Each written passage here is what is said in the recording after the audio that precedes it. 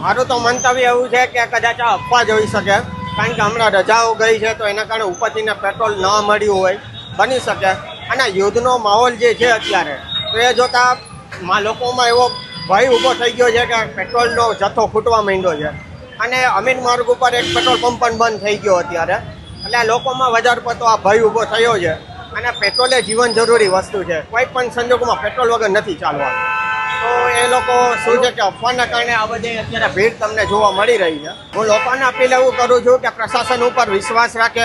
જો કદાચ પેટ્રોલનો જથ્થો ખૂટી પણ ગયો હોય તો મને તો વિશ્વાસ છે કે સરકાર આના માટે કોઈક ને કોઈક પગલાં લેશે તો ખરા.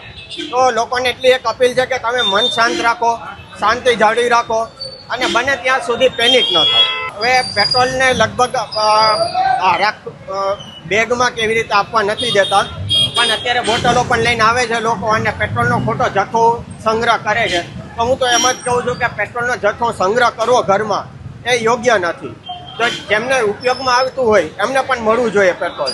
તો તમે ટાંકીમાં પુરાવો, ફૂલ ટાંકી કરાવો, વાહનમાં પુરાવો, પણ આવી રીતે બોટલમાં કે એવી રીતના કેરબામાં તમે લઈને જાઓ એ યોગ્ય બાબત નથી.